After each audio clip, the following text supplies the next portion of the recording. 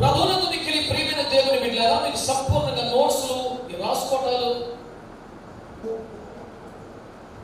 అది నేను మీ వైపు చూడనప్పుడు, నేను ఇంకేదో పనిలో ఉన్నప్పుడు తక్కువ క్షణం ఒక మాట నోట్ చేసుకోవటమే. నేను మీ వైపు చూస్తున్నప్పుడు మీరు నా వైపు చూడాలి. రాసేయటాలు ఇవన్నీ కూడా పూర్తిగా వ్యర్థం విషయాలు. శ్రద్ధగా దేవుని వాక్యాలు వినాలి. బిడ్డలారా, రాజైనటువంటి దావీదు కాలంలో చోటు చేసుకున్న అద్భుతమైనటువంటి సంఘటన మనందరి ఆధ్యాత్మిక జీవితానికి తిరుగులేని పాఠాన్ని నేర్పించే ఒక సన్నివేశం ఇప్పుడు మనం చదువుగా విన్నాం. దావీదు ఏలుబడి చేస్తున్న కాలం, అంచులంచులుగా ఆత్మీయపు జీవితం అంతఃపురానికి చేరింది. గొర్రెలు కాల్చుకునేవాడు రాజు యొక్క ఆయుధములు మోసేవాడయ్యాడు. మెల్లమెల్లగా సింహాసనానికి చేరువవుతున్నాడు. సేనాధిపతి స్థాయి దాదాపు వచ్చేసింది. చక్కగా దీవించబడుతున్నాడు. పరిపాలన కూడా జరుగుతోంది. రకరకాల పరిస్థితుల వలన రాజ్యానికి దూరమై, సౌభాగ్యానికి దూరమై, సింహాసనానికి దూరమై అరణ్యంలో కొంతకాలం గడపాల్సి వచ్చింది. తల దాచుకోవాల్సి వచ్చింది. ఆ ఒక దుఃఖ గడియలో అరణ్యంలో తలపడి తలదాచుకున్న కాలంలో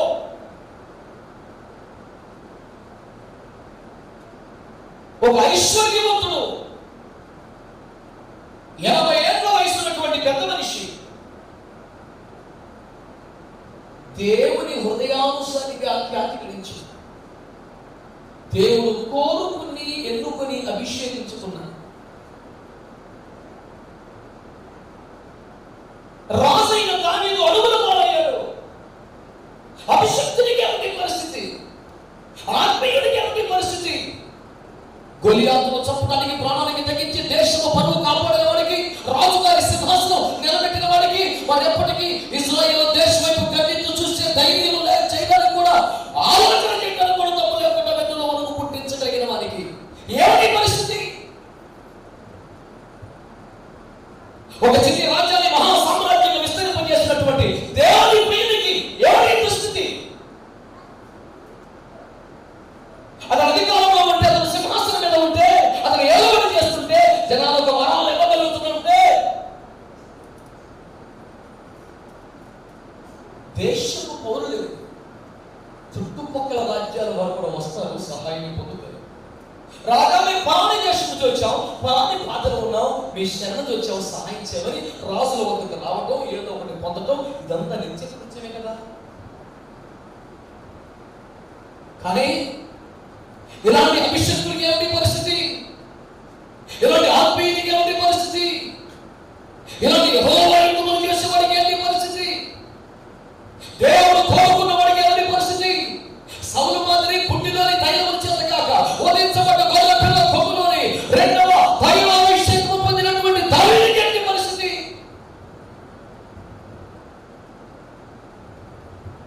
ఈ స్థితిలో పోరాడుతున్నటువంటి దావీదుకి నేను సపోర్ట్ చేయాలి, నేను ఆయన పక్షంగా ఉండాలి అని ఎవరైనా పేదవాళ్ళు ఆలోచిస్తే ఆశ్చర్యం ఉండదు. కానీ ఒక ఐశ్వర్యవంతుడు దైవజనుల పక్షంగా ఆలోచిస్తున్నాడు.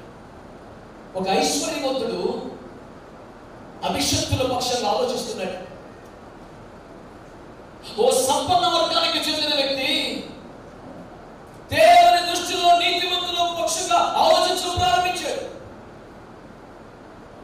నేను అనుకుంటున్నాను, ఈ రోజులో ఇలాంటిది సాధ్యం కాదేమో, కానీ మన దేవునికి అసాధ్యమైనది ఏమీ లేదు కనుక ఇది ఒక ప్రవచనాత్మకమైన వాడుగా మనందరం విశ్వాసంతో పలికితే రాబో గడ్డు కాలంలో, రాబో శ్రమల కాలంలో, రాబో భయంకరమైనటువంటి క్రైస్తవ వ్యతిరేక దినములలో దేశంలో అనూహ్యంగా, విచిత్రంగా సంపన్న వర్గాల వ్యక్తులను దేవుని దేవుని సంఘం పక్షంగా, దైవజనుల పక్షంగా సహకారులుగా నిలబెట్టబోతున్నాడని నేను నమ్ముతున్నాను. మీరు స్తుతించడానికి, చప్పట్లు కొట్టడానికి, కేకలు వేయడానికి సంసిద్ధంగా ఉంటారు. ఇక చేతులు ఎత్తమంటే కాసేపు చదువుకోవాలి, చప్పట్లు కొట్టమంటే కాసేపు చదువుకోవాలి. ఆ తమ్మాయి కొనకూడదు. అందుకనే ప్రభు అన్నాడు, ఇజ్రాయేల్ ప్రజలక ఐగుప్తు మంది వాగ్దాన దేశాన్ని పిలిచినప్పుడు ఎట్లా ఉండాలట?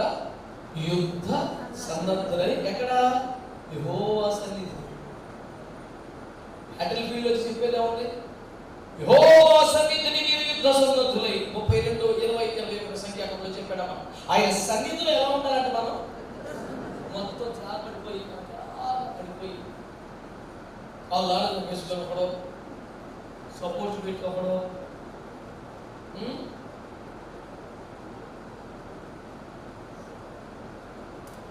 యుద్ధ సన్నద్ధులమై జీవిస్తున్నాం. ఏదో ఒక మాట చెప్తే వెంటనే రెస్పాండ్ అవ్వాలి.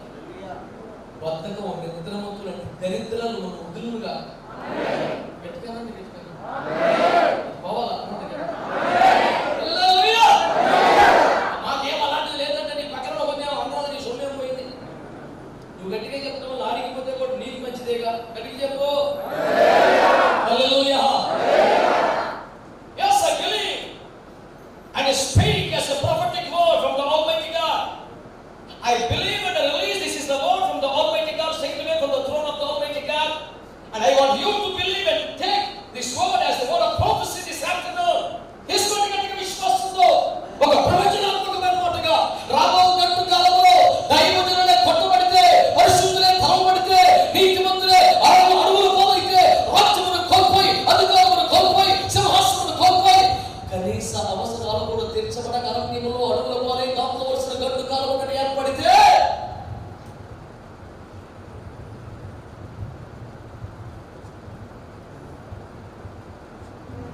దేశంలో సమాజంలో ఉన్నత వర్గాల్ని, సంపన్న వర్గాల్ని వారికి సహకారులుగా లేపగలిగిన ఒక అద్భుతమైన దేవుడు మనకు ఉన్నాడు. అందరు గట్టిగా ఆమేన్ అంటారు. హల్లెలూయా, హల్లెలూయా, హల్లెలూయా. ఓ హల్లెలూయా. నాకెవరు సపోర్టర్స్ లేరు, నా ఫ్యామిలీలో నమ్మదగిన వారు లేరు, నా బిడ్డలు ఆదరించేవారు కాదు, తల్లిదండ్రులంతా ఆనుకోదగిన వారు కాదు, సంఘములో కూడా శ్రేయోభిలాషులు లేరు. నిన్ను ఎరిగిన ప్రజల వైపు చూస్తూ నిరాశపడుతున్న దేవుని సంఘమా, దేవుని ప్రజలారా, నీవు ఎరగని, నిన్ను ఎరగని విచిత్రమైన మార్గంలో నీ పాదములు ఏర్పాటు చేయని దేవుడు సాధించాడు. హల్లెలూయా, హల్లెలూయా, హల్లెలూయా. This is Lord's doing, that's it. In the whole of Daniel. Lava, Bethuel, what would you say? అంటారు. అవునని కానీ కాదని కానీ సార్, అవునని కానీ కాదని ఎందుకు చెప్పలేమయ్యా?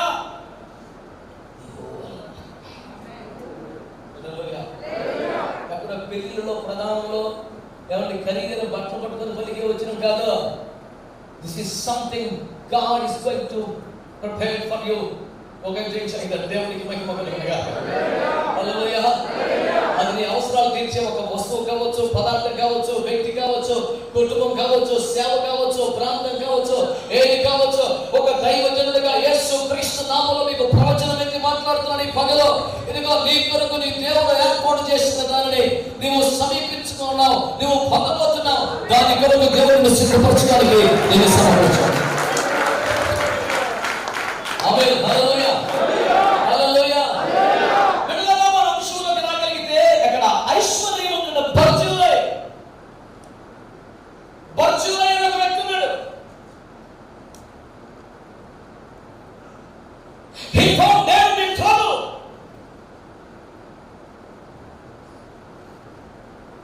దావీదు కష్టంలో, శ్రమలో ఉన్నట్టు కనుగొన్నాడు. ఏదో ఒకసారి కంటి తుడుపుగా కాక ఆ అరణ్య ప్రాంతములో ఉన్న కాలంలో దావీదుకు భోజనం పంపుతా వచ్చాడంట. దావీదుకు భోజనం పంపుతా వచ్చాడంట. దావీదుకి ఆ శ్రమ కాలం ముగిసింది అన్న మాట అందరూ. నీతిమంతులకు కష్టాలు వస్తాయా? వచ్చి పెట్టారన్నారు. పరిశుద్ధులకు శ్రమలు వస్తాయా? భక్తులు తనబడతారా? అందులోనే చచ్చిపోతారా? చాలా ఈ మాట ఇంకా గట్టిగా చెప్పండి మీరు. దేవునికి స్తోత్రం కలుగునుగా. హల్లెలూయా. నీతిమంతుని కలుగు ఆపదల అనేకములు, నిశ్చయముగా తనందులోనే చచ్చిపోవును. అవునా? అట్లా లేదండి బైబిల్లో. ఇంత నీతిమంతులు చిన్నప్పటి నుంచి కష్టాలే, చిన్నప్పటి నుంచి బాధలే, కన్న తండ్రి తను గుర్తించడు. అన్నయ్యలు సహా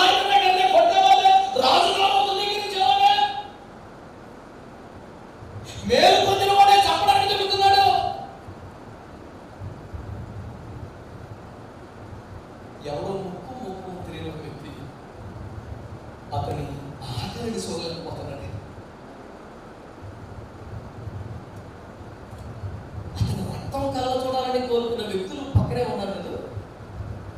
అలాంటి వ్యక్తుల చేత తలబడి అడుగులు పాలితే ఇక్కడ అతను ఆకలితో ఉంటే చూడలేక అతనికి సమయానుకూలంగా అన్ని సమకూరుస్తున్నటువంటి ఒక వ్యక్తి ఇక్కడ మనకు కనబడుతున్నాడు.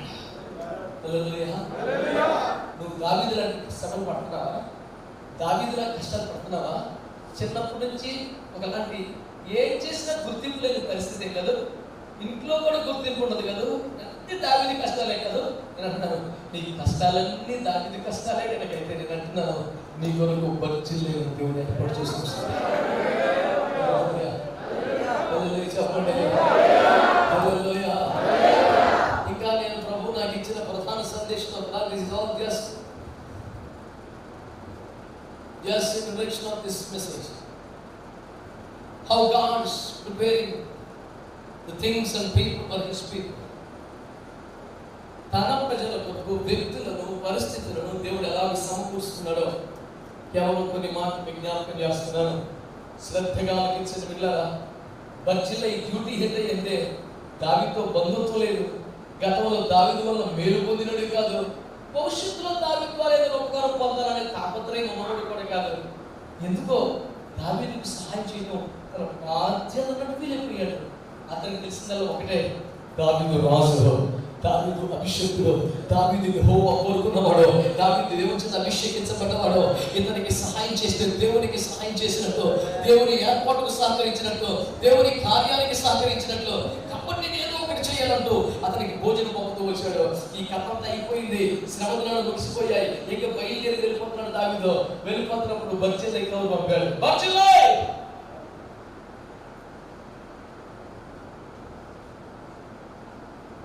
నేను ఎంతో ప్రేమించి గౌరవించే ఓ ఐశ్వర్యవంతుడా బర్జిల్లై,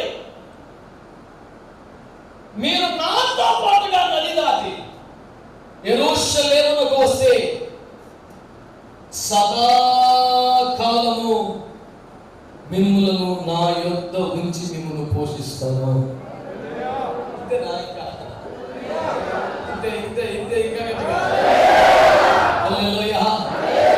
రాజుగారికి ఎన్ని రోజులు భోజనం పెట్టుంటాడో, రాజుగారికి ఏ క్యారేజీలో పంపుకుంటాడో, రాజుగారికి ఎలాంటి బల మీద భోజనం ఏర్పాటు చేశాడో, రాజుగారికి ఎలాంటి మర్యాదలు చేశాడో దేవుని బిడ్డలు నాకు తెలియదు. కానీ ఇప్పుడు అంటున్నాడు, నువ్వు నాతో పాటు నగరానికి రావాలి, రాజనగరుకు రావాలి, రాజభవనానికి రావాలి. సదాకాలము మీరు నాలుగు భోజనం చేశారు, మీరు కూడా ఒకసారి మా ఇంటికి భోజనానికి రండి. మా అతిథి మర్యాదలు స్వీకరించడం కాదు, నువ్వు నాతో పాటు చేయాలి. నువ్వు దేవునికి ఎప్పుడైనా ఏమైనా ఇచ్చావా? దేవుని సేవకు ఎప్పుడైనా ఏమైనా ఇచ్చావా? దైవజనుడికి ఎప్పుడైనా ఏమైనా చేసావా? నీకు కూడా ఇంకొకసారి దేవుడు చేస్తాడు అనేది అమాయకత్వం. అసలు వాస్తవం ఏంటి తెలుసా? నువ్వు ఒకసారి చేసావో, 2 సార్లు చేసావో, 10 సార్లు చేసావో, కానీ దేవుడు అంటున్నాడు, ఏదో నా కొరకు చేశావు, నా సేవ కొరకు చేశావు, నా రాజ్యం కొరకు చేశావు. ఇందులో నీ స్వప్రయోజనం ఏది విచారించుకోకుండా ఇది దేవుని పని కాబట్టి దేవుని ముఖం చూసి చేశావు. కాబట్టి ఇక మీదట నీకు ఈ మేలు చేస్తాను, నీకు ఈ కార్యం చేస్తాను కాదు, ఇక నీవు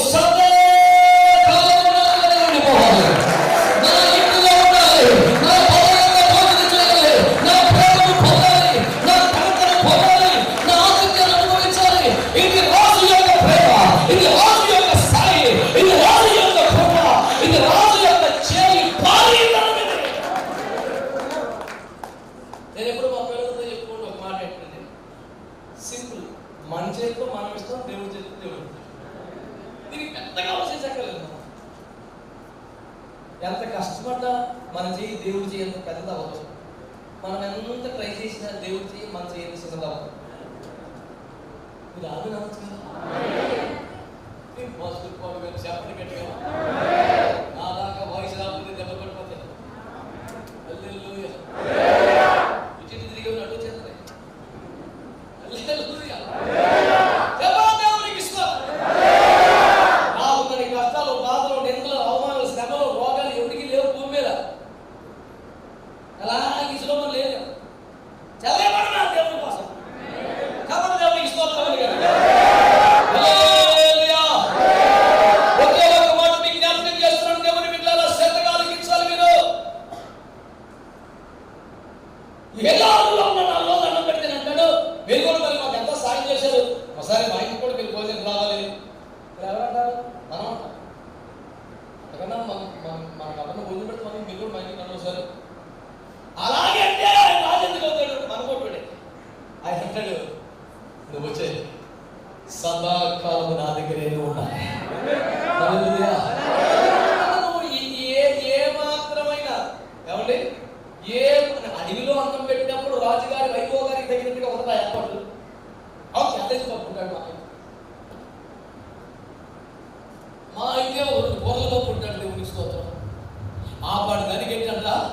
నువ్వు రాజు దగ్గరకు వచ్చేసేయాలి. ఆమె నువ్వు నా భవనంలో ఉండాలి, సదాకాలము నేనే పోషిస్తాను. నీ బాధ్యత అంతా దేవుడు తీసుకోవాలనుకుంటాడు. మీకు ఎవరికి అవునని కానీ ఆమెనని కానీ అనుమానం పాడుగాను విశ్వాసంతో స్తోత్రం చెప్పండి. చెప్పండి, ఏం తీసుకోవాలన్నాడు దేవుడు? చెప్పండి గట్టిగా. నీ బాధ్యత అంతా, నీ బాధ్యత అంతా, నీ చదువు, నీ ఉద్యోగం, నీ వివాహం, నీ పెళ్లి, నీ పిల్లలు, నీ అప్పులు, నీ ఇల్లు ఏది పక్కన పెట్టు. నీకు వాగ్దానం చేయబడ్డ సేవ, నీకు అప్పగించబడ్డ స్వాస్థ్యం, నీ వలన విమోచింపబడవలసిన జనం, ఇంత ప్రాజెక్ట్ వేసుకుని పట్టినాడు. నాది కాదు. ఆమె ఇప్పుడు వేసుకుని ఏం చేయాలి? మహాశక్తి చేత రథములను గుర్రములను పంపి kidnap that all gentleman and bring him to our palace so that I can keep my promise to him. అంటాడా? ఆ పెద్ద మనిషిని కాల్ చేతులు కట్టేసి రథంలో పడేట మనం తీసుకెళ్లి భోజనం పెడదామంటే ఇప్పుడు ఖైదీగా మార్చినట్ట, తిరిగి చూసినట్ట. అంటే ఇప్పుడు రాజు పోషించగలడు, రాజుగారే చూసుకోగలడు, కానీ బలవంతంగా పెట్టొచ్చా? పెడితే నీకు మర్యాద అవుతుందా? ఆహ్వానించాడు. ఇప్పుడు యువతోడు స్పందించాడు. లేకపోతే ఆయన అడిగిన కల్చర్తో పెట్టి నువ్వు అతని చెర పట్టినట్టు లెక్క, ఖైదీగా చూసినట్టు లెక్క, కానీ నిన్ను తనతో సమానంగా గౌరవించినట్టు కాదు. అందుకనే దేవుడు నీ జీవితంలో తాను చేయకూడని కార్యాలన్నీ కూడా తన శక్తిని బట్టి, అధికారాన్ని బట్టి చేసేయగలడు. చేసేస్తే అది నిన్ను ప్రేమించినట్టు, అది నిన్ను ఘనపరిచినట్టు, అది నిన్ను హెచ్చించినట్టు, నిన్ను తన అతిథిగా చూసినట్టు. 2008 రాసిన పాట మీకు గుర్తుంది, చాలా సందర్భంలో క్యాసెట్లో కూడా వింటాం. సకలైశ్వర్యముల కర్త, సర్వ సృష్టి చేసిన వాడికి నీ దృష్టికి నేను అతిథినైనా అన్నమాట రాశాను. నీ దృష్టికి నేను అతిథినయ్యా. నేను పాపిని కదా, అపరాధములతో పాపంతో చచ్చినవని కదా, నన్ను మళ్ళా బ్రతికిస్తే పరిగణిస్తే గొప్ప కదా.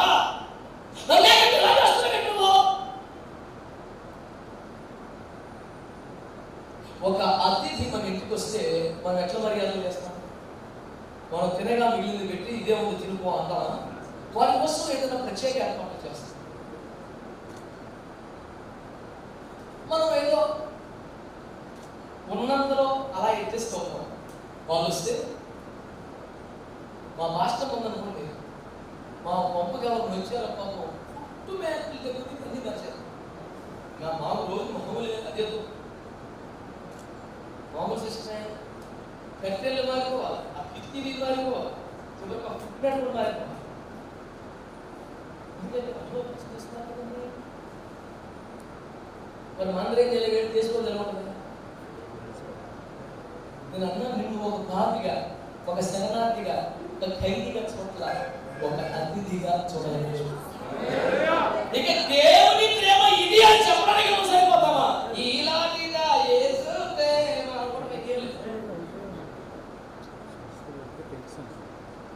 యేసు నన్ను ప్రేమించినవా పాపినైనా ప్రభువే. హల్లెలూయా.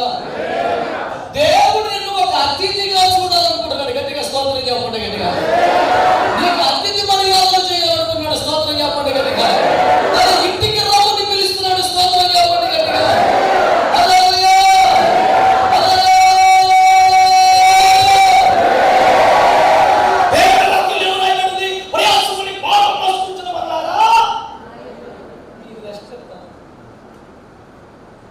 తప్పికొన్న వాళ్ళ ఇలాంటిగా ఉన్నాయి. ఇంకోటి కూడా ఉంది. 1 కొరింథీ పత్రిక 1:9. సర్లే తినండి, ఆకలేసిందా? సర్లే తాగండి, ఆకలేసిందా? చదువునా? మన ప్రభువైన యేసుక్రీస్తు యేసుక్రీస్తు అన్న తన కుమారుని సహవాసమునకు మేము పిలిచిన దేవుడు. ఆగండి దేవుడు ఎక్కడికి పిలిచాడంటే మనల్ని ఎవరు సహవాసం శుద్ధి అర్థం చెప్పాలి. ఎవరి సహవాసం లేకుండా ఎక్కడ రిక్షా కార్మిక సంఘంలో, ఆటో కార్మిక సంఘంలో ఏడ సహవాసం, కబడ్డీ వాళ్ళతో, క్రికెట్ వాళ్ళతో ఏడ ఏ సహవాసం? తన కుమారుని సహవాసములకు మనం పిలిచాడంటే గట్టిగా స్తోత్రం చెప్పండి.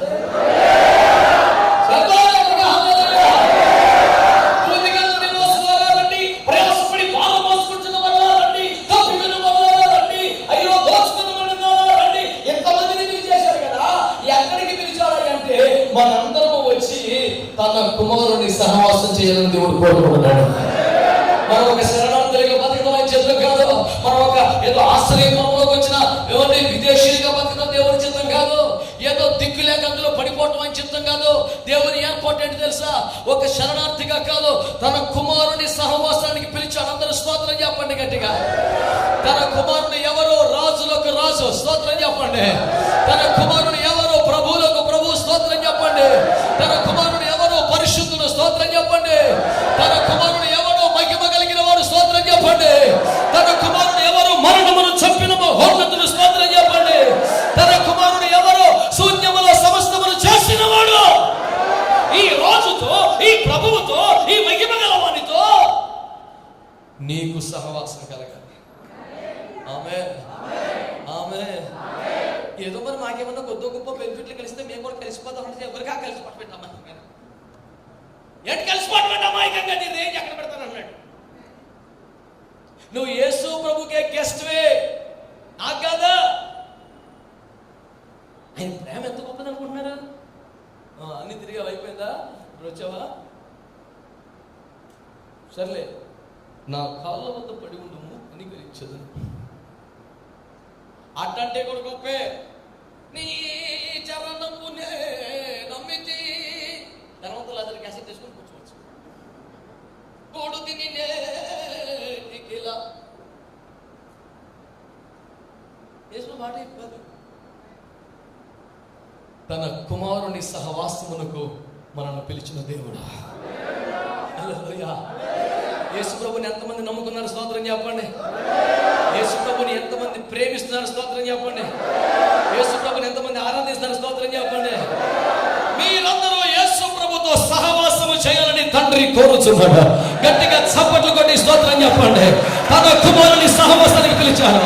యేసుతో ఫెలోషిప్ చేయాలి, యేసుతో ఫ్రెండ్షిప్ చేయాలి, యేసుతో రాసుకొని పూసుకొని నడవాలా, యేసుతో క్లోజ్ గా పోవాలి.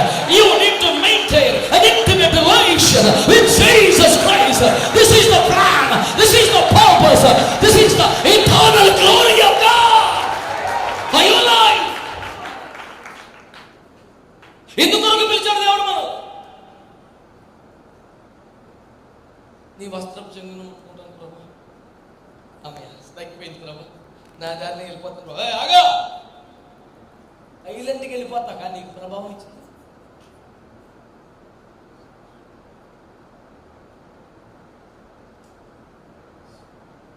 ఆయన వస్త్రపు చెంగును మాత్రము ముట్టిన ఎడల బాగుపడదు నను, నేను ముట్టెను బాగుపడిను, సైలెంట్గా జారుకొని చుండెను. నన్ను తాకింది ఎవరో? అప్పటికి వెళ్ళిపోతున్నాయి కదా సైలెంట్. ఎంతమంది నీ మీద పడుతున్నారు, మళ్ళీ సపరేట్గా అంటావేంటి? సపరేట్గానే తాకారు. హలో,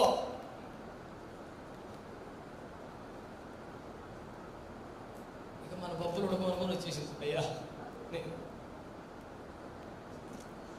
ఏం చెల్లించుకోమంటే చెల్లించుకుంటాను, ఏ ముడుపు కట్టమంటారు, ఏ నోము నోచమంటారు, అదైతే ఆ భాష. ఎంత స్పాన్సర్ చేయమంటారంటే వీళ్ళ భాష. అది లేదు చేసినట్టు స్తోత్రం చెప్పరే. భాష మార్చారు, బుద్ధులన్నీ ఒకటి అయ్యే బాబులో.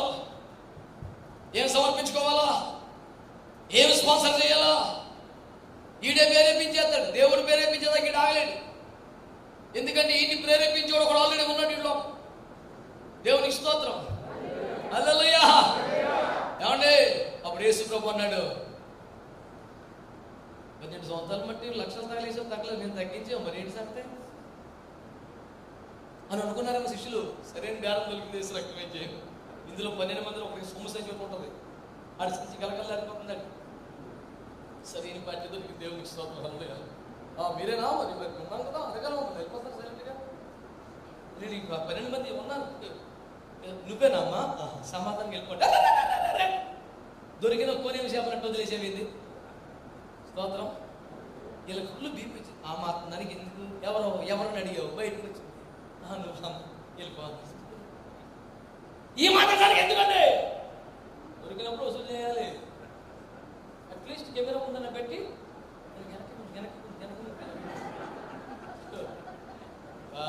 బుద్ధులని ఏంటో తీసేది కెమెరా ఎలా మధ్యలో సాక్ష్యానికి నొప్పులు ఎందుకు తింటున్నాడు? సైతాన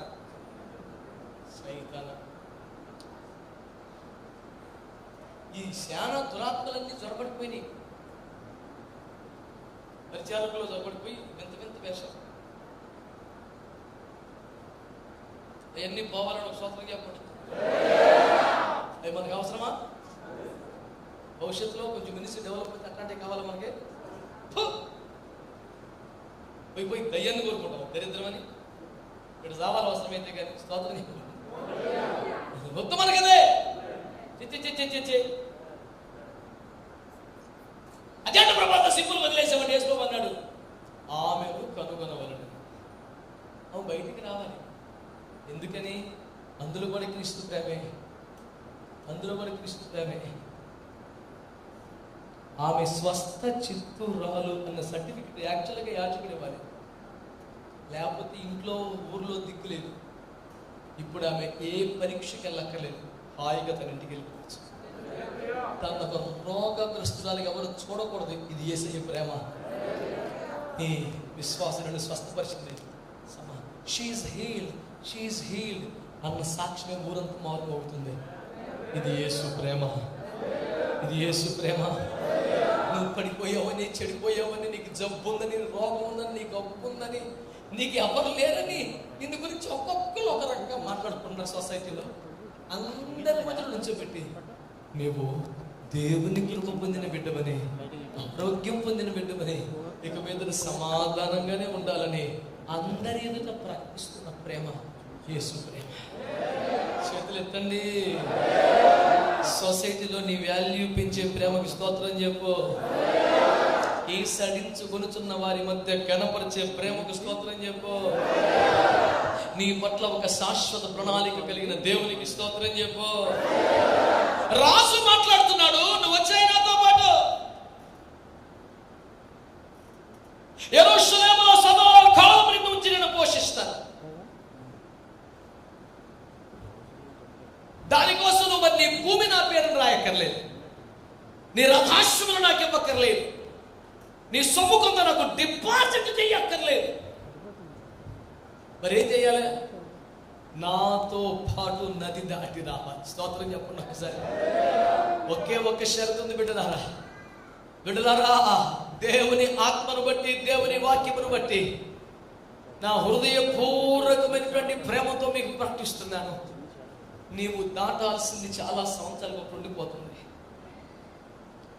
ఒక్కొక్కరి వైపు సూటిగా వేలు చూపించి నేను చెప్తున్నాను, చిన్నోళ్ళు పెద్దోళ్ళు అందరూ ఎంతకాలం భక్తిలో దైవజనులను ప్రేమించావు, దేవుని ప్రేమించావు, ఆతిథ్యాలు చేసావు, సహకారం చేసావు, ప్రతిఫలం ఆశించలేదు, ఎంతో కష్టపడ్డావు, ఎన్నెన్నో చేసావు. అయినా నీవు ఇంకొకటి దాటాలంట, నువ్వు ఇంకొకటి దాటి రావాలంట, ఇంకొంత వదిలి రావాలంట. నువ్వు నాతో కూడా నది దాటి ముందుకు వస్తే సదాకాలం నువ్వు నా దగ్గర ఉంచి నేను పోషించుకుంటానంటున్నాడు. సదాకాలము యేసుతో ఉండాలనుకుంటున్నారా? శాశ్వత కాలము రాజుతో ఉండాలనుకుంటున్నారా? రాజు ఇంటిలో, మీ ఇంట్లో ఒక దిక్కుమాలోళ్ళలాగా, మీ ఇంట్లోనే పరాయోళ్ళలాగా, మీ ఇంట్లోనే తక్కువ జాతోళ్ళలాగా, మీ ఇంట్లోనే వెలివేయబడి వాళ్ళలాగా, మీ ఇంట్లోనే పెంపుడు కొడుకులాగా బతకాల్సిన దౌర్భాగ్యములో నుండి రాజుకే అతిథిగా బతికే ఒక ఉన్నతమైన సౌభాగ్యానికి దేవుడిని పిలుస్తూ ఉన్నాడు. గట్టిగా దేవునికి చాపండి. ఆమేన్. హల్లెలూయా. హల్లెలూయా.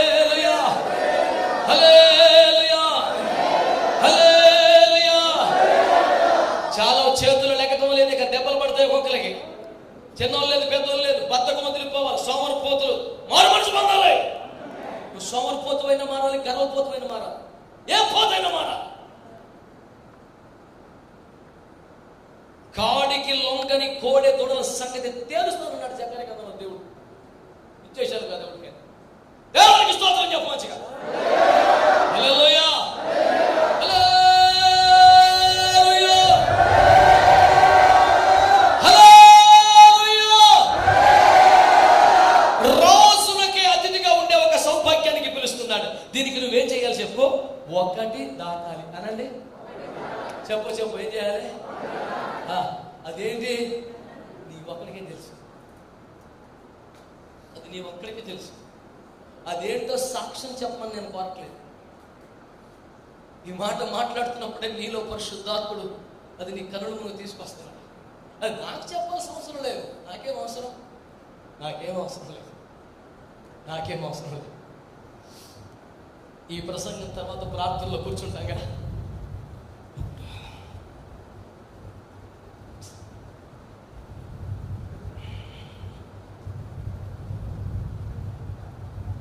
ఇది ఒక్కటి దాటలేదు బాబా,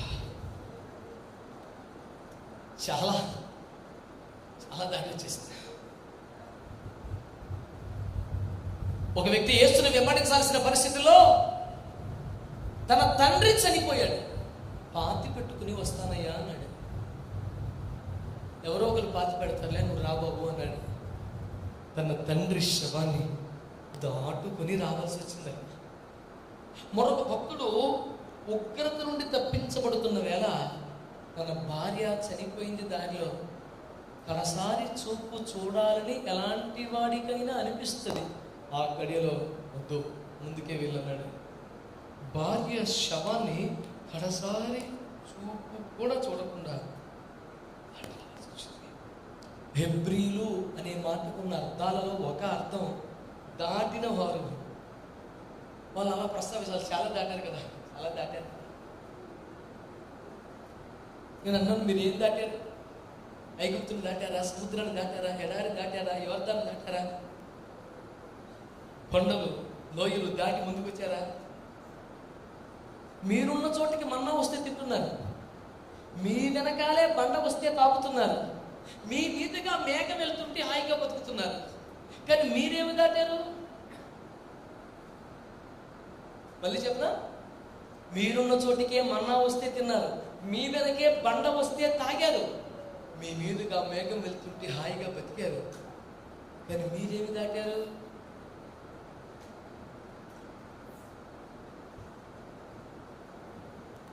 యేసుతో టీవీగాను పోదమా, అటుగా వచ్చు వైరి గెలవను, భయంగా మనము పోదమా. అంతేనా? దమ్ముండాలా క్రైస్తవ జీవితానికి? ఎట్లా పోవాలి?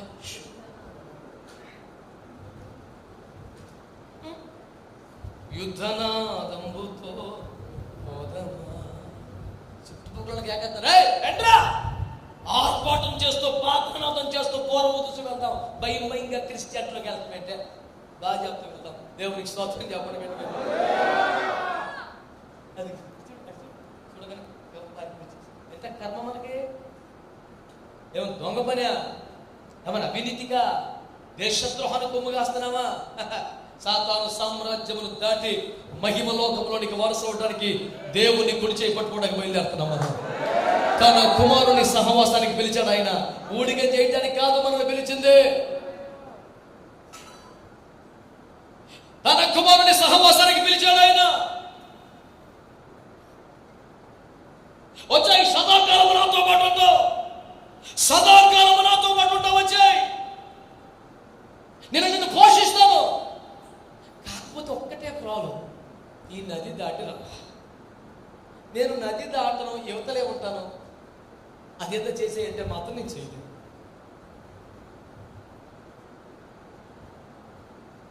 ఆ ఒక్క నది దాటితే ఇక నీ బాధ్యత అంతా అయిందనట. నీవి ఇక మీద శరణార్థివి కాదు, ఆయనకు అతిథివి. స్తోత్రం చెప్పండి. ఆయన కుమారుడు యొక్క ఫ్రెండ్వి. స్తోత్రం చెప్పండి. హల్లెలూయా. తన కుమారుడు ఎవరు? యేసయ్య. యేసు ప్రభువు ఇప్పుడు పరలోకంలో 2 కుర్చీలు వేసి, డాడీ నా ఫ్రెండ్స్ వస్తున్నారంటే, ఎవరు నా ఫ్రెండ్స్? అమ్మను డబ్బులు అయిపోయినాయి, కుర్చీలు లేవు అంటాడా? అవసరమైతే 1 కోటి మంది దోతలు, మా ఊడి ఫ్రెండ్స్ వస్తున్నారంట, జాగ్రత్త చూసుకోండి, మన రేంజ్కి తగ్గట్టు చేయాలగే, లోటు రాకూడదు అని చెప్పి కూర్చుంటాడు కుర్చీలో. చెప్పండి గట్టిగా. ఇక స్టార్ట్ అయిన తెప్పల దోతలకి, అమ్మో యేసు ప్రభు వారి ఫ్రెండ్స్ అంట, యేసు ప్రభు వారి గెస్ట్లు అంట, వాళ్ళకి మర్యాదలు బాగా సరిపోతే ఈయన మనకు రేపు పెట్టేస్తాడంట. టెన్షన్ వాళ్ళు పడాలి, మనం కాదు. స్తోత్రం చెప్పండి గట్టిగా. అటు చూస్తే, నువ్వు ఇటే చూస్తే మళ్ళీ దావీదు పెద్దనే కనపడతాడు, అటు చూస్తే సౌలు కనపడతాడు, ఇటు చూస్తే ఎస్ఐ కనపడతాడు. వీళ్ళు ఎవరిని చూసినా నీకు మొత్తం ఉన్న ఉద్యోగం పోతాడు. మా కొన్ని పరిస్థితుల్లో మరి మీకు తెలియదండి, చూడబాగా స్తోత్రం చెప్పండి. నిన్ను పిలిచేవాడు సామాన్యుడు కాదు, నిన్ను పిలుస్తున్నవాడు దేశాధినేత, రాజుగా పిలుస్తున్నాడు. నీవు నాతో పాటు వస్తే సదాకాలం నిన్ను పోషిస్తాను. దేవునికి స్తోత్రం చెప్పండి గట్టిగా. అయితే ఒకే ఒక షరతు, నీ ఆస్తి రాయకర్లా, నీ మినిస్ట్రీ మా పేరు మీద రాయకర్లా, నీ చర్చి నా పేరు మీద రాయకర్లా, నువ్వేం చేయకర్లా, నీవు నాతో కూడా ఉండటకు అవతల సంబంధాలు వదిలేసి ఇక అవతలోడే యువతలోనే బట్టిగా ఒక నది దాన్ని వదలకు వచ్చేయాల, అవతల కనెక్షన్లన్నీ కట్ అయిపోవాలి. స్తోత్రం చెప్పండి చెప్పండి చెప్పండి చెప్పండి చెప్పండి. నది దాటాలి, చెప్పండి గట్టిగా, ఆమేన్ అనండి గట్టిగా. నది దాటాలి, యోర్దాను దాటాలి, ప్రవాహాన్ని దాటాలి, ముచ్చుమును దాటాలి, ప్రమాదమును దాటాలి, ఎగువ నుండి దిగువకు పారుతున్న ప్రవాహమును దాటాలి. ఆ ప్రవాహమును కానీ దాటావా, you will be the guest to Jesus Christ. యేసయ్యకే నీవు అతిథివి. అందరు గట్టిగా సంతోషంగా. ఇప్పుడు ఏం చేయాలి? మీరు డబ్బులు ఇవ్వాలా? ఇంకేమన్నా కట్టాలా? నువ్వు కొన్ని దాంట్లో పోతున్నావు, ఎంత చెప్పినా సరే అంటే ఏంటి మరి ఏదో మాకు కలిగిన కానీ మేము ఇచ్చాం, మీకు మేము భోజనాలు పెట్టాం, మాకు కూడా మీరు భోజనాలు పెట్టాం, అలా మనం ఉందాం. అంతేగాని నది దాటి రేపటి ప్రమాదం. నేను పిలుస్తున్నాడు ఎవరో నీకు అర్థమైతే, ఆమె నువ్వు ఆయన శిలువ మీద 3 మేకులకు బిగించబడ్డ వాడిగానే చూసావా? 3 రోజుల్లో చావునే చంపొచ్చినోడు కనపడలేదా? స్తోత్రం చెప్పరా. ఒకడు మాట్లాడతాడు తెలుగుడు, 3 మేకులు పీక్కోలేనోడంట, మనందరినీ దోసి అంటాడంట. గట్టిగా చెప్పండి అలాగే బుద్ధి అనుకుంటాడు. పెద్ద మనిషికి వందనాలు, దేవుని స్తోత్రం అంటున్నాను. ఆ 3 మేకుల తర్వాత స్టోరీ ఏంట్రా చిన్నోడా? 1 2 2 2 4 2 3 ఆ తర్వాత రాదండి. స్టోరీ సగం వదిలేసేవేంట్రామా ఇక్కడ? 3 మేకులు పీక్కోలే కాదురమ్మా ఇక్కడ. ఆ 3 మేకులకు బంధీనై మరణానికి బంధీనవ్వలేదు తెలుసా నీకు? దాని ముందుగా చెప్పి ఊరేళ్ళు వచ్చినట్టుగా మరణంలోనికి వెళ్ళి మరణము యొక్కయు పాతాళము యొక్కయు పరమగలవని చంపి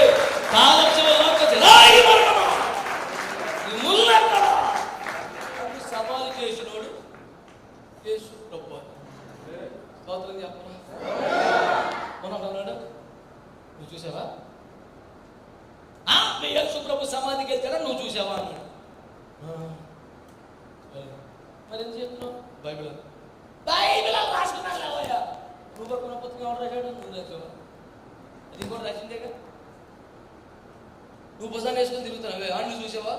పుస్తకం ఉండే ఇన్ఫర్మేషనేగా, ఎవరికైనా సాహిత్యమేగా, ఎవరికైనా చరిత్రకు ఆధారం.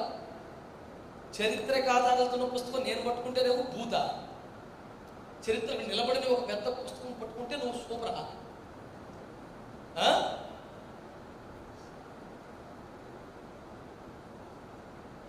తల్లి పేదంట పిల్ల పెద్దకి చెప్పిందంట, కిందగా ఆ పేరు ఇలగలగలగా మొత్తం అంతా నడిచేస్తుంది. ఈ కాలు ఎటు తిరుగుతుంది, ఈ కాలు ఏ కాలు ఎటు తిరుగుతుంది అర్థం అవుతుంది. మొత్తానికి ఎంతకి వెళ్తుంది అక్కడ తెలుస్తలేదు. ట్రై చేసిందంట, చెప్తుంటే అర్థం అవుతుంది. తిరగలడు అలిసిపోయి, అమ్మ నీకు దండం పెడతాను, నా వల్ల కాదు, నడిచి చూపించదు. అప్పుడు తల్లి నడిచి చూపించిందంటే పిల్ల పక్కన నవ్వి, సేమ్ నీలాగే నడుపుతున్నానే అమ్మ అని. స్తోత్రం చెప్పండి. నువ్వు ఎలా నడుపుతున్నావు? విలగలగలగలగ నడిచేసి మొత్తం అరగరము తిన్నగా నడవండి అమ్మా. ఇక్కడ సరిపోల్చగలరా? యేసు ప్రభు గురించి మాట్లాడితే కొంచెం ఆలోచించాలి. ఎవడైనా ఆ గురించి మాట్లాడు, నేను నీ కొట్టువాడినే, నువ్వు నా కొట్టువాడు, ఇంకొంచెం తక్కువ ఎక్కువ పెద్ద పెద్ద అక్కడ సబ్జెక్ట్ వేరు. పరలోకంలో ఉన్న పరిశుద్ధ తోతలే ఆయన పరిశుద్ధులు అన్నారు. మరి ఆయన పరిశుద్ధ వీళ్ళకి అర్థమవుతలేదు. ఇక తెలుగు కాబట్టి దేవునికి స్తోత్రం. నువ్వు నాతో పాటు వచ్చా నది దాటో, నేను సదాకాలం నేను పోషించుకుంటానని ఆయన అంటే, ఈయన అంటాడు పెద్ద మనిషి, నాకు 80 సంవత్సరాలు వచ్చాయి, నా ఉప్పు కారం పులుపు పొగరు తెలుపుతుందా, నేను మంచిగా బిర్యానీ తినగలను, మీ దగ్గరికి వస్తే మంచి మంచి ఫ్రైలన్నీ పెడతారు, నాకు అనగం, నాకు అసలు ఉప్పు కారం పులుపు తీపి ఏది పడదాం, నేను వచ్చిన సుఖమే ఉంది, నేను సుఖపడగలనా, నేను రుచి చూడగలనా అంటున్నాను. నాలిక మీద రుచి పోలేదానికి బుర్రలో గుచ్చిపోయింది. 2 చెవుల మధ్య తొలమో 2 తొలలో ఉండేది, కొంచెం మొత్తం పోయింది. స్తోత్రం చెప్పండి. అర్థమైన వాళ్ళందరికీ చెప్పండి. నేను అన్నాను, రాజుగారు మీరు వచ్చేయండి మా దగ్గరికి, సదాకాలం మీరు మా దగ్గర ఉండాలంటే, రాజు అతిథిగా ఉండడం ఎంత గౌరవం అండి, రాజుగారు ఇంట్లో ఉండడం ఎంత గౌరవం అండి, రాజుగారు కుర్చీ పక్కన కూర్చోవడం ఎంత గౌరవం అండి, అప్పుడప్పుడు ఆయనతో పాటు రథం ఎక్కి దేశ పర్యటనకి వెళ్ళడం ఎంత కాలం అండి, విదేశీ ప్రతినిధులు వస్తే వాళ్ళతో పాటు రాజుగారి పక్కన కూర్చుంటే ఎంత బాగుంటుందండి. ఉప్పు కాలం పొరుపు నాకు తెలుస్తుంది, బుర్ర బుద్ధి లేకుండా తిండి బండి పోను. మంచోడే పొరలేదు, రాజుగారికి సాయం చేసినోడే, అన్నం పెట్టినోడే, ఆతిథ్యమిచ్చినోడే, మర్యాదలు చేసినోడే, గొడ్డు చాకరి బోల్డ్ పరిచయం పొరలేదు. ఓ పెట్టేసి తీసుకొచ్చి, అయ్యా మీరు ఫోన్ చేశారు, మా పర్లేదండి మీరు తినండి, అప్పుడు రాజుగారు పరిస్థితులు మారిపోయి మా తీసుకొచ్చారు, మీరు తినండి అని పెట్టేశాడు. ఆయన అన్నాడు, నువ్వు నాతో పాటు ఉండాలి ఉపయోగాలు అంటే, ఎందుకు నాకు పెద్ద టేస్ట్ తెలియట్లేదు, కరోనా సిమ్టమా చెప్తున్నాడు, నేను ఉప్పు కానీ పులుపు కానీ తీపి కానీ నాకు తెలుస్తుంది, నాకు ఎందుకు అసలు సబ్జెక్ట్ ఏంటి నాకినా నేను అంటున్నాను. అలాంటి రాజు గారి అతిథిగా ఆహ్వానం అందితే ఏమి తినగలుగుతున్నామా ఏమి తినలేమన్న సబ్జెక్టే కదా. స్తోత్రం చెప్పండి. నేను చాలాసార్లు మా బంధువుల పెళ్ళికి వెళ్తాను, వాళ్ళు అక్కడ వడ్డించే పదార్థాలు నేను ఏమి తినను, అసలు లిస్టే వేరు, దేవుని స్తోత్రం. వాళ్ళు వేసుకునే బట్టల మీద గొడవ వేరు, గోత్రం వేరు, తినే తిండి వేరు. నేను సేమ్ ఇలాగే వెళ్ళిపోతాను ఆ పెళ్ళికి కూడా. స్టేజ్ మీద కూడా తలుపులు బెలుగులు అడవడుకుంటాయి, నేను ఒక్కడనే ఇలా ఉంటాను. అందరూ అయిపోయిన తర్వాత ఒక్కొక్కడు తినగా మిగిలిన వ్యర్థతలో ఒక్కొక్క జాతి పక్క బతుకుతాడు, అలా వాడపడతాడు. ఒక్కొక్కడు కోడి పిల్ల కాదు, ఒక్కొక్కే బతుకుతుంది. వీడు తినగా మిగిలిన వేసులో అలాంటి విందు పట్టులు ఇదే సాత్విక ఆహారం తినొచ్చు సైలెంట్. పెళ్ళికి వచ్చి కూడా నువ్వు అసలు ఏం తినలేదురా. ఈ సీజన్లో కనుక పొరపాటు హైదరాబాద్ పెళ్ళికి అందరూ ఏ కాదు ఏ సందర్భానికి వెళ్ళాను, హలీం తింటావా, మటన్ హలీం తింటావా, చికెన్ ఏ తిను, మీ కాడ ఆంధ్రలో మంచిగా దొరకదు, దొరికితే ఇక దేవుని స్తోత్రం. నేను అసలు దాన్ని జోలికే పోను అసలు. ఎంత ప్రయాస, ఎంత కష్టం. కొన్ని గంటల కొద్ది పెట్టి పెద్ద పెద్ద చెక్కలు దొంగలేసి దాన్ని నలగొట్టేసి దాన్ని రుబ్బేసి దాని ఎముకలు సున్నమూలు లేకుండా చేసేసి దాంట్లో గోల్డ్ కలిపేసి ఇసుకేసి పిండేసి కూర్చొని తినేస్తున్నారు. అలా ఇప్పుడు తిన్నావా హైదరాబాద్ వెళ్ళినప్పుడు? నువ్వు కూడా తినలేదా? మామూలు కూడా తినలేదు. ఇలాగే ఉంది మా అమాయకం పరిస్థితి. స్తోత్రం చెప్పండి. హల్లెలూయా. చెప్ప గట్టిగా హల్లెలూయా. పెరుగుతో ఫ్యామిలీ చదువు ఈ మొక్కలు సొక్కలు ఈ చెప్తే పట్టించుకుంటున్నాం. పెరుగు చెప్పటికి పెరుగుందమ్మా కొంచెం పెరిగి అంటే ఈ లోపు నేను వస్తాను అమ్మా ఎలా పెరిగేసుకున్నాం ఏంటండి అసలు అది అడిగేంటండి ఏంటంటే అది తెచ్చిపడుతుంది. మనుషులకి అదేంటో ఏది పడదో దాని మీద మనసు. ఈ మధ్య షుగర్లెస్ స్వీట్లు చేస్తున్నాను, అన్ని తినేస్తున్నాను. అవి తినేవాడిని మరి షుగర్లెస్ అయితే నాకు తెలుసు. దేవునికి స్తోత్రం. హల్లెలూయా. అది కొంచెం డేంజర్ గానే ఉంది కానీ ఒక లైసెన్స్ కనపడుతుంది దాని మీద. ఇది sugar free, then feel free. హల్లెలూయా. నేను చెప్పే సువార్త ఒకటే, ఇక్కడ దాకా వచ్చాక టేస్ట్ గురించి ఆలోచిస్తామండి. ఆ వివాహంలో నేను ఉండడం నాకు ఘనత, అక్కడ వాక్యం ప్రకటించడం నాకు ఘనత, విమర్శించి వ్యతిరేకించిన వారికి ఉపదేశం ఆ సందర్భంగా బోధించడం నాకు ఘనత. ఏ మీటింగ్ కూడా రాని పెళ్లి పెద్దలను దొరికించుకొని ఉపదేశంతో రేవేసేయడానికి దొరికిన ఛాన్స్ నాకు ఘనత. నువ్వు వచ్చావు పెళ్లికి చూసావు మా జనాలను. దేవుని స్తోత్రం. వదలకూడదు ఛాన్స్. స్తోత్రం చెప్పండి, చెప్పాలి అందరు గట్టిగా. హల్లెలూయా. నేను చెప్పే సువార్త ఒకటే పట్టుకోండి బిడ్డలారా. రాజుతో ఉండటమే ఒక గొప్ప. ఇతను అంటాడు నాకు టేస్ట్ తెలుస్తా 8 years వచ్చేసి. నేను అంటున్నాను బుద్ధి లేని, జ్ఞానం లేని, అమాయకమైన, వ్యర్థమైన కారణాలతో మహిమను మనం పోగొట్టుకోకూడదు. ఆ ఒక్క పాయింట్ని ఎక్స్ప్లెయిన్ చేయడానికి ఇవన్నీ తిప్పలు పడుతున్నాను నేను.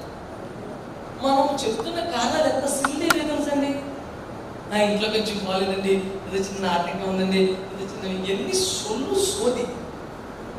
అసలు మనకు వచ్చి నిర్దేశాలంటండి. నాకు ఒంట్లో ఓపిక లేదు, నీరసంగా ఉంది. మా అన్నయ్య మా అమ్మ ఫోన్ చేశారు, రేపు పొద్దున్న రావచ్చు కదా ఇంటికి అన్నారు. నాకు ఓపిక లేదు, నేను రాలేదన్నారు. అదే జగన్ గారు ఫోన్ చేసి రేపు పొద్దున క్యాబినెట్లో డిస్టెన్స్ అందులో దిగుకుంటున్నాను, 10 నిమిషాలు ఛాన్స్ ఉంటుంది, వాక్యంలో వద్దాం అనుకుంటుంది, నడిచి వెళ్ళిపోతాను. అలాంటి ఛాన్స్ రావడమే గొప్ప. మరి వాళ్ళు వాక్యం చెప్పే ఛాన్స్ ఎక్కువసారి వస్తుందా? మనం చెప్పుకుంటూ కూర్చొని రెండారా పెద్ద నిమిషం కూర్చోబెట్టేది చెప్పు అంటే తిప్పలు పడి దొర్లుకుంటూ వెళ్ళిపోవాలి అవసరం అయితే. మరి మా అన్నయ్య చెప్పినట్టు అక్కడ చెప్పినట్టు అక్కడ నేర్చుకున్నా నాన్న అనకూడదు. బోర్డరా బుద్ధి ఉంటే పెరిగితే అన్ని పిలుపులు ఒకటి కాదు, అన్ని ఛాన్సులు ఒకటి కాదు. అందరి దగ్గరికి వెళ్తాం, ఒకరి దగ్గరికి వెళ్ళినట్టు ఉండదు. ఇక్కడ మనల్ని పిలిచింది మహిమగల దేవుడు. సంతోషంగా దేవునికి స్తోత్రం చెప్పడం ఒకసారి. హల్లెలూయా.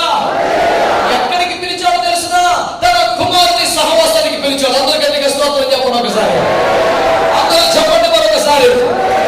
తన కుమారుని సహవాసానికి మనం పిలిచిన దేవుడు. రమణ బర్జలై అంటున్నాడు, నాకు వయసు అయిపోయింది, నాకు రుచి తెలియటం లేదు, నేను సుఖపడలేను.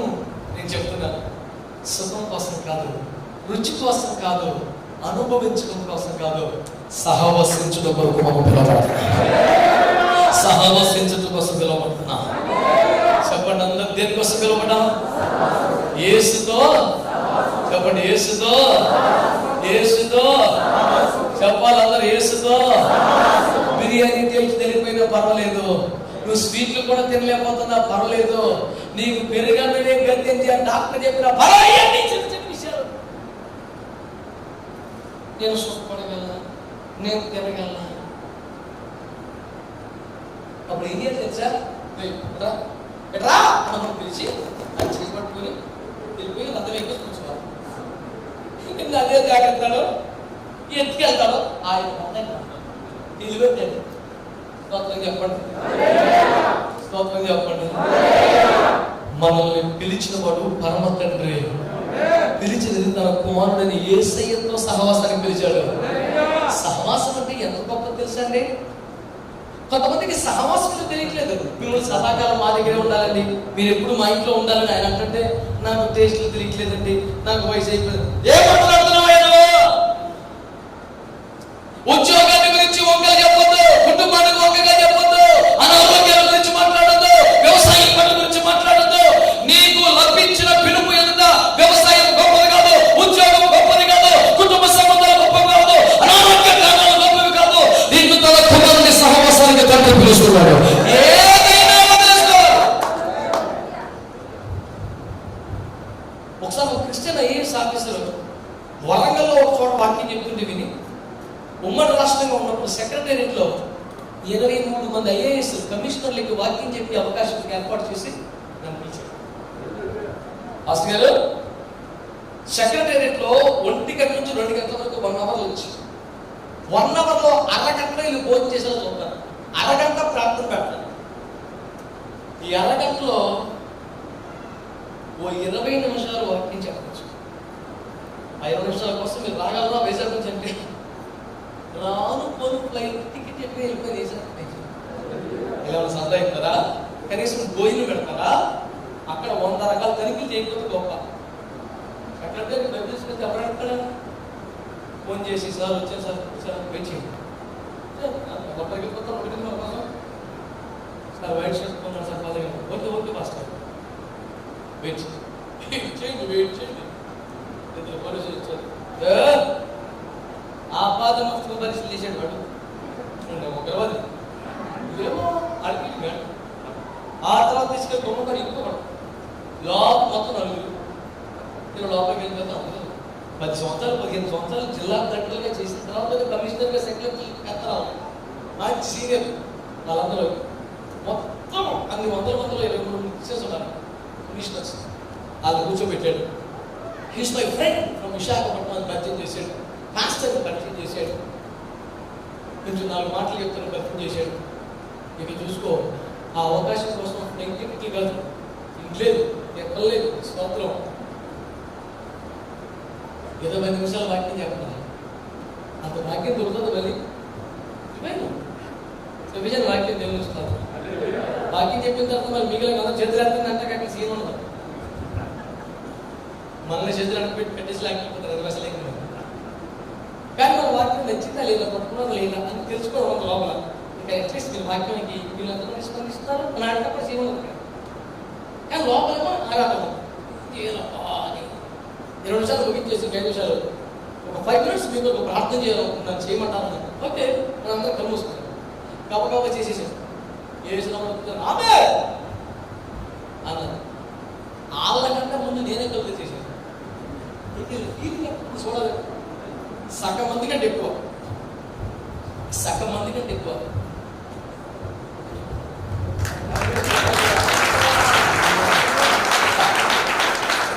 నా సంతోషాలు కావాలి అన్న కూడా లేదండి. వస్తాను నడుచుకుంటూ వచ్చేసారు. మనం పట్టించుకున్న వాళ్ళు లేదు.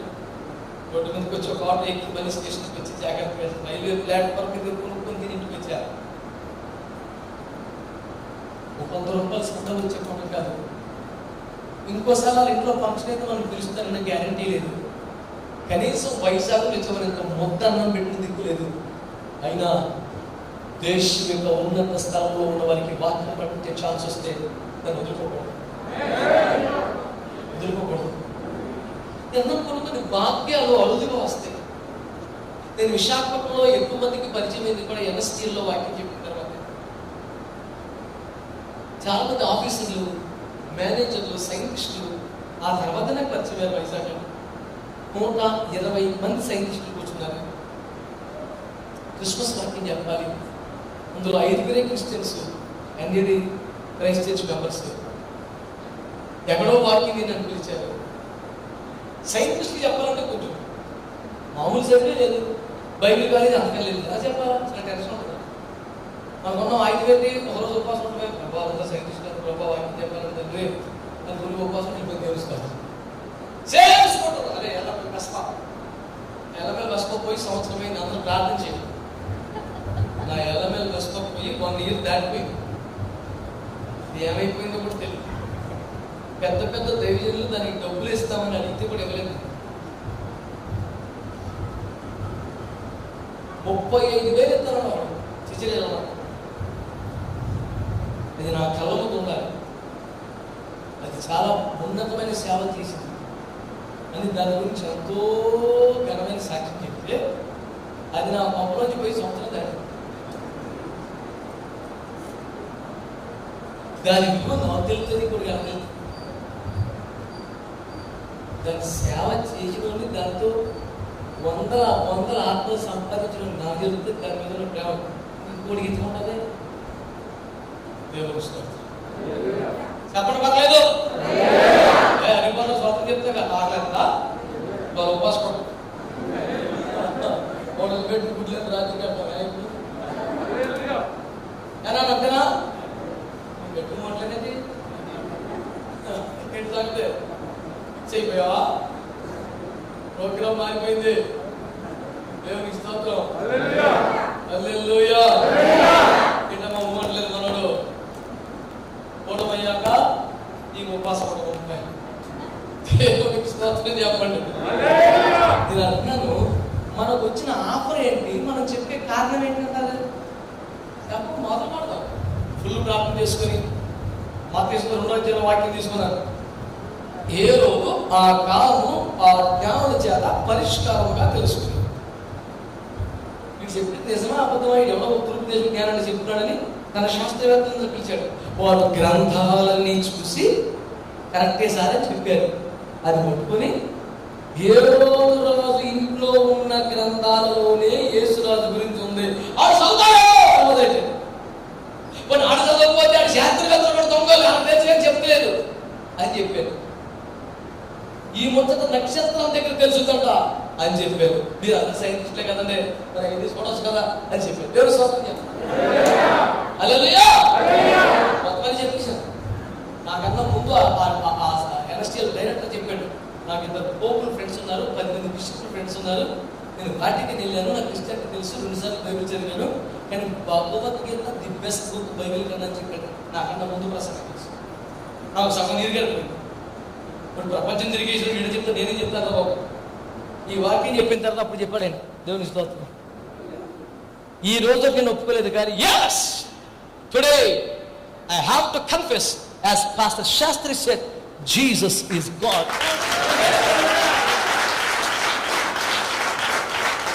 మరి అక్కడికి వెళ్తే మనకి సందా ఇస్తారా, మీరు పెడతారా? ఈ సందా పాడుగాను ఒక ఛాన్స్ వచ్చినప్పుడు వెళ్ళాలంతే. స్తోత్రం చెప్పండి. హల్లెలూయా. ఎంతమంది నమ్ముతున్నారు? స్తోత్రం చెప్పండి. దేవుడు నీకు ఇస్తున్న పిలుపు ఏంటి? నువ్వు చెప్తున్న కారణం ఏంటి?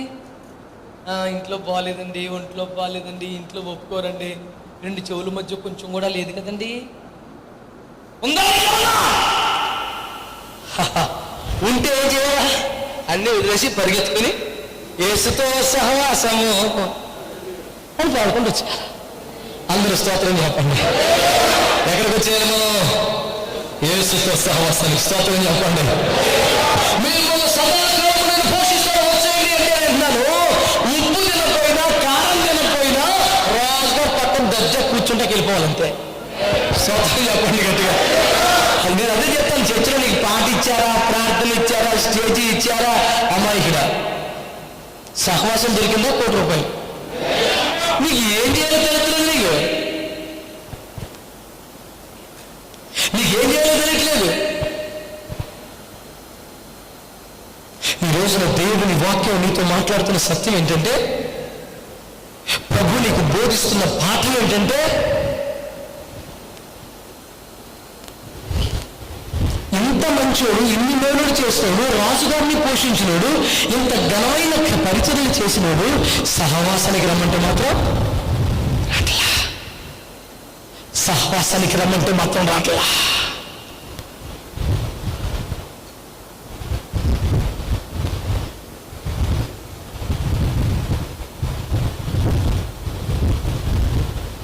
దేవుని వాక్యం తెలియచేస్తున్న మాట శ్రద్ధగా వినండి. సహవాసం అంటే తిండి కాదు, సహవాసం అంటే భోజనం కాదు, సహవాసం అంటే మైక్ కాదు, సహవాసం అంటే స్టేజీ కాదు. యేసు ప్రభుతో మనకు దొక్కుతున్న గౌరవం, మనకు దొక్కుతున్న మహిమకరమైన స్వాస్థ్యం. అందరు గట్టిగా స్తోత్రం చెప్పండి. హల్లెలూయా, హల్లెలూయా. దేవునితో సహవాసం ఎంత ఆశీర్వాదకరం, స్తోత్రం చెప్పండి గట్టిగా. పరిశుద్ధులతో సహవాసం ఎంత ఆశీర్వాదకరం, స్తోత్రం చెప్పండి.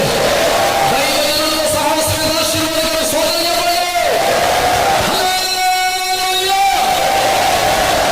ఒక కీలకమైన మాట మీకు మనం చేస్తాను ఇట్లా, చాలా ప్రాముఖ్యమైన మాట, చాలా ప్రాముఖ్యమైన మాట, చాలా ప్రాముఖ్యమైన మాట. సింపుల్ చెప్తాను. అబ్రహాము ఒంటరిగా పిలువబడ్డాడు అనండి, చెప్పాలి గట్టిగా. ఒంటరిగా పిలువబడ్డాడు. ఈ పిలువబడ్డటువంటి అబ్రహాంని జాగ్రత్త గమనించండి. తన భార్యను ఒక రాజు అపహరిస్తే, దేవుడు అతనితో మాట్లాడి అతన్ని గద్దిస్తే, జరిమానాగా తన మీద తానే విధించుకుని దాసదాసీలను, వెండి బంగారులను, పశువులను అన్ని పట్టుకొచ్చి అబ్రహాం గారికి ఇచ్చాడు. ఆ దెబ్బతో అబ్రహాం గారు ఐశ్వర్యవంతులు అయిపోయాడు. ఆమె ఇప్పుడు జాగ్రత్తగా నా మాట వినండి. ఇలా అబ్రహామునకు సమకూర్చబడిన వ్యక్తులలోనే ఒకడు ఎలియాజరు, ఒకడు హాగరు. ఎలియాజరు ₹1 పాయింట్ కరెక్ట్గా పట్టుకోండి. ఇప్పుడు దమస్కు వాడైన ఎలియాజరు దాసుడా యజమానా? దాసుడా కుమారుడా? ఓకేనా? హాగరు దాస, ఇంటి మనిషా? రైట్. ఇప్పుడు మీరు జాగ్రత్తగా వింటే ఈ 2 పేర్లు అలా పెట్టి ఇప్పుడు 3వ పేరు చెప్తాను. లోతు. లోతు ఇంటోడా బయటోడా? కుమారుడా దాసుడా అంటాడా? ఎలియాజరుతో పోలిస్తే, హాగరుతో పోలిస్తే లోతు ప్లేస్ ఏంటి? ఎక్కువ తక్కువ? ఎలియాజరు హాగరులతో పోలిస్తే లోతు పొజిషన్ ఎక్కువ తక్కువ? చాలా ఎక్కువ కదా. సొంత రక్తం అండి, కుటుంబం అండి. అది ఎవడా? అమ్మడు అన్నాడు కూడా, నువ్వు ఎన్ని చేసావు దమస్కు వాడే ఆస్తి మొత్తానికి వారసుడుగా ఉన్నాడు అంటే ఎలియాజరు తనకు వారసుడుగా ఉన్నట్టు అబ్రహాంకి ఇష్టం లేదు అసలు, గిట్టట్లేదు అసలు. ఏం సుఖం ఏంటంటే మొత్తం అంతా గీడే వారసుడు అయిపోయినా ఉన్నాడు అంటే అబ్రహాము హృదయంలో ఎలియాజరు స్థానం ఏం పాటిపోతుంది? పెద్దేం కాదు అసలు. ఇది పెరిగిన చెప్తే నేను చెప్పేది ఆ స్టోరీ. ఇప్పుడు వినండి, ఇప్పుడు వినండి. కొంతకాలం తర్వాత లోతు వెళ్ళిపోయాడు. లోతు వెళ్ళిపోయిన తర్వాత సుఖపడ్డాడా? మాట్లాడాలి మీరు. బాగుపడ్డాడా? దీవించబడ్డాడా? ఏమన్నా మేలుందా? అప్పుడు ఏం జరిగింది?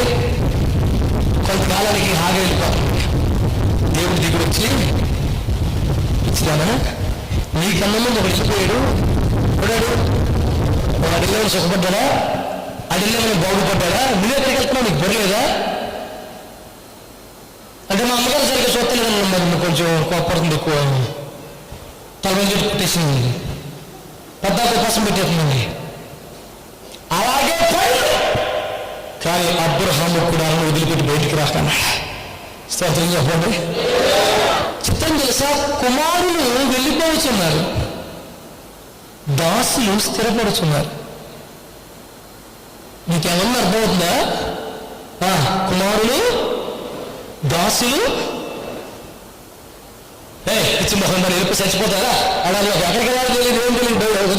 ఇలా వెళ్ళి నీ యజమానుడు చేతి కింద అన్నిటి మనకి పడి నిజంగా ఒకటి గిల్లు అని గట్టిగా అన్నాడు.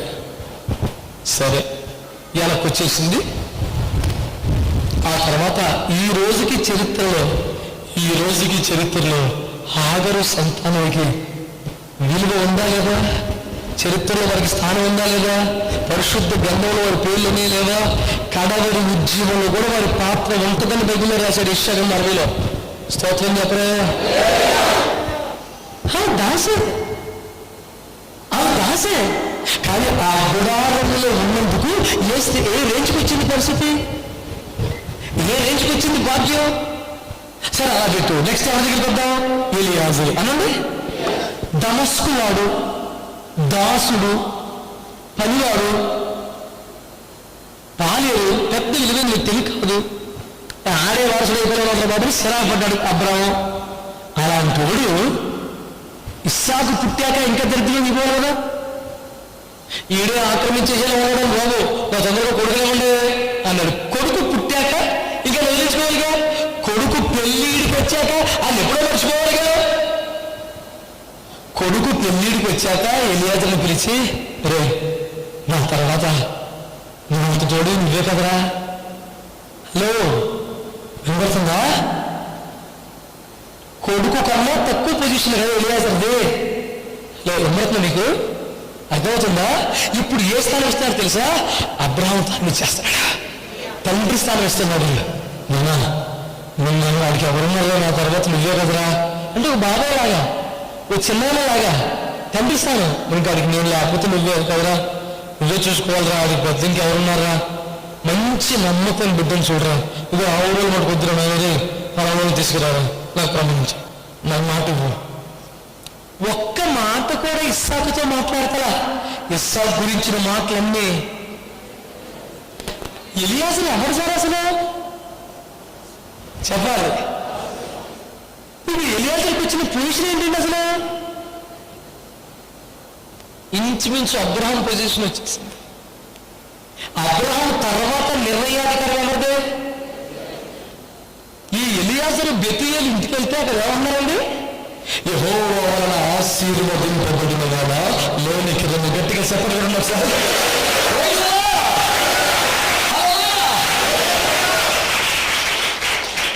Such a statement was not given to Abraham and even Isaac. It was a statement given to Eliezer. ఈ అద్భుతమైన మాట అబ్రహామునకు కానీ ఇస్సాకు కానీ పలకబడలేదండి. యెహోవా వలన ఆశీర్వదింపబడిన వాడా లోనికి రమ్ము, బయట నిలువ నేల అనే మాట దేవుడు అబ్రహాముతో చెప్పించిన మాట కాదు, ఇస్సాకుతో చెప్పించిన మాట కాదు, పాలేరుతో,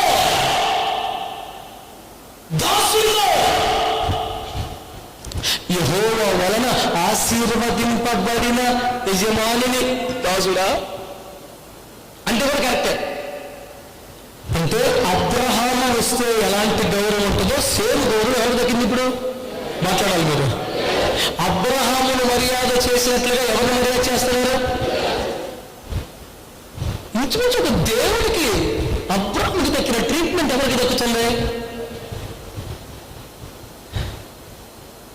ఒకప్పుడు ఇదే వారసుడైపోతాడేమో బాబు అని కొంచెం ఇరిటేట్ అయిన క్యారెక్టర్ అది. ఇప్పుడు నువ్వు కాకపోతే ఎవరురా, అరే నువ్వే చూసుకోవాలరా, అది ఎవరున్నారా బాబు, అరే నువ్వే కదరా, నాకు మాట నువ్వు నా ప్రమాణం చేయవు. ఈ అబ్రహాము తరపున వెళితే ఇతనికి దొరుకుతున్న మర్యాద ఎక్కడండి? ఎలాంటి ప్రోత్సాహం చేసుకుని నిర్ణయం ఏందే, ఎలాంటి పరీక్షలు పెట్టాలో నిర్ణయం ఏందే, ఏం అడగాలో నిర్ణయం ఏందే, ఎప్పుడు చూసుకోవాలో నిర్ణయం ఏందే. ఇంకొక లేదు సార్, అబ్రహామే ఉంటే ఏం చేస్తాడో ఎలా చేస్తాడో ఒక మెసేజ్ పెట్టక్కర్ లేకుండా, మరి మీరు ఒక మాట అనండి అలా అక్కడ లేకుండా అన్ని నిర్ణయాలు పెళ్లికొడుకు ప్లేస్లో, పెళ్లికొడుకు తండ్రి ప్లేస్లో మొత్తం తీసేసుకునే సర్వాధికారాలు ఎవరికి వచ్చేసింది ఇప్పుడు?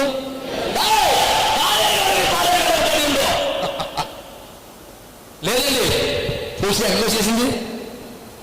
తండ్రి స్థానం వచ్చేసింది. ఇదంతా ఎలియాజరుకి ఎలా వచ్చిందంటారు?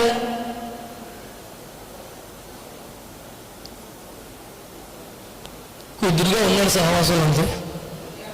బాగా అబ్రహాం వెనకాల తిరిగేవాడు, అబ్రహాం వెనకాల ఉండేవాడు, అబ్రహాం ఏం పనులు చేసినా వెనకాల ఉండేవాడు, అన్నింటినీ గమనించుకుంటేవాడు. మిగతా వాళ్ళందరూ అప్పగించి అనుకుంటారు, మిగతా వాళ్ళందరూ ఏ పని అప్పగిస్తే ఆ పని చేసి ఉండేవాడు, ఇతను మాత్రం ఏ పని చేయాలో గమనించుకొని చేసి ఉండేవాడు. అంటే అందరూ పాడేవాళ్ళు, ఇతను కూడా ఇంత పుట్టి అమర్చబడ్డవాడేవి కాదు, వచ్చినోడే. మరి ఇతనికి ఎందుకు స్పెషల్ ప్రిఫరెన్స్ ఇవ్వాలా? అన్ని కూడా గమనించుకొని కొడుకు మాదిరి చేస్తున్నాడు. చివరికి తండ్రి మాదిరి గంటలు పొందేశాడు. నేనేమంటున్నాను తెలుసా? సహవాసములో ఉండే ఆశీర్వాదం సామాన్యమైంది కాదండి. సహవాసములో ఉండే దీవెన సామాన్యమైంది కాదు. ఒక సహవాసంలో ఉంటున్నామంటే ఆ ఆశీర్వాదం ఈ చిన్న చిత్తక ఆశీర్వాదం కాదండి. ఈ ధన్యత తెలియక లోతు నష్టపోయాడు. ఈ భాగ్యం తెలియక లోతేమో ఏలీకానుడు చరిత్రహీనుడైపోయాడు. ఎక్కడ అబ్రహాము సంతానంలో కొన్ని దాసి సంతానమైన పేరు మీదైనా బలమైన జనమైన ఆశీర్వాదాలన్నీ ఇస్మాయిలు పొందారు. కానీ లోతు ద్వారా పుట్టినటువంటి, లోతు ద్వారా వచ్చినటువంటి ఆ అమాలేకులు కానీ అమ్మోనీయులు కానీ వాళ్ళకి ఏమన్నా ఉందా అండి? వాళ్ళకి ఏమైనా ఆశీర్వాదం ఉందా? నేను దాసిగా బ్రతికిన సరైన సంఘం ఉంటే, దాసిగా బ్రతికిన సరైన సహవాసాలు ఉంటే, ఆమె ఒకప్పుడు దాసుడిగా అన్ని భుజాలు వేసుకొని వ్యక్తి చాకరీ చేసినోడు, ప్రతిఫలం ఆయన అందరూ పనుల్లో ఏమో పనులు అన్ని నేను మేలేసుకోవాలి, అన్ని నేనే ఎందుకు చేయాలి అనుకోకుండా మేలేసుకొని చేసుకున్నందుకు ఎలియాజరు ఏమైపోయాడు? ఇప్పుడు తండ్రి పొజిషన్, ఎక్కడికి వెళ్ళి అదే గౌరవం, అదే ఘనత.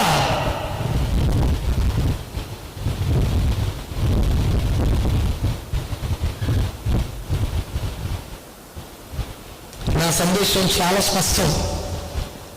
తన సహవాసానికి పిలిచాడు మనల్ని. నిజానికి చాలా మంచోడు, ప్రేమ కలిగినోడు, దాతృత్వం కలిగినోడు, దైవజనులను ప్రేమించిన వాడు బర్జిల్లాయ్. కానీ ఒక తెలివి తక్కువ నిర్ణయంతో చరిత్రలో లేడు ఆయన.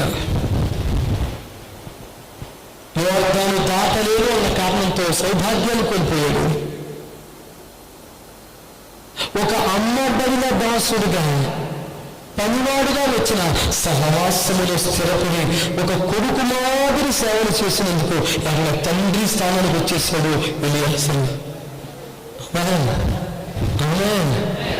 ఎక్కడికి పిలిచాడు సార్ ఆయన? ఏది దాటలేకపోతున్నావు నువ్వు?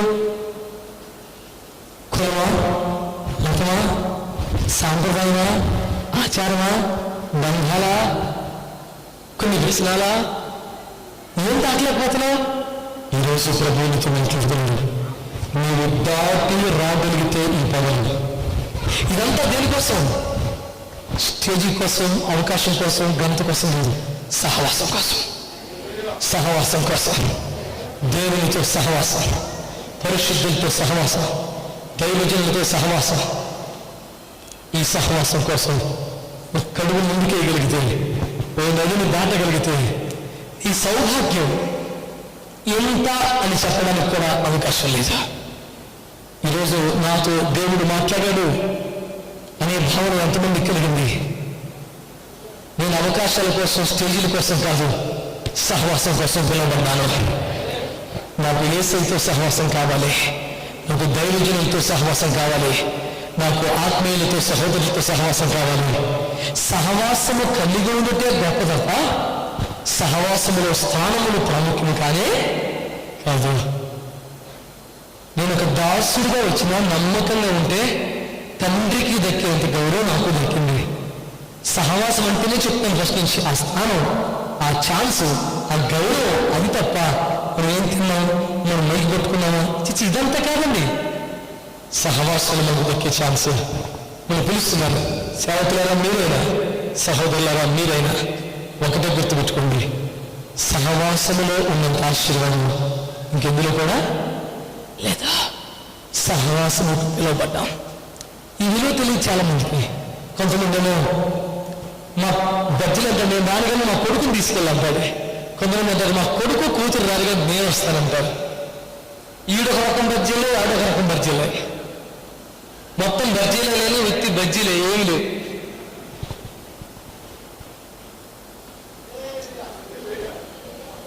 బజ్జీలు ఛాన్స్ కోల్పోయాడు. సమయం అంతా ఎక్కడెక్కడో పోయింది. చెడ్డగా అంటే కాదు, నీతిమంతులను ప్రేమించాడు, దైవజనులకు సహాయం చేశాడు, తన డబ్బంతా వాళ్ళ కోసం ఖర్చు పెట్టాడు. స్వార్థపూర్తి గురించి కాదు, కానీ సరైన సహవాసం లేక లైఫ్లో నష్టపోయాడు.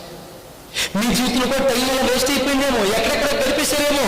ఇదిగో తన కుమారుని సహవాసానికి, ఆది అపోస్తలుల ఉపదేశానికి, ఒక సత్తువ కలిగిన సంఘానికి నా తండ్రి మిమ్మల్ని పిలుస్తున్నాడు.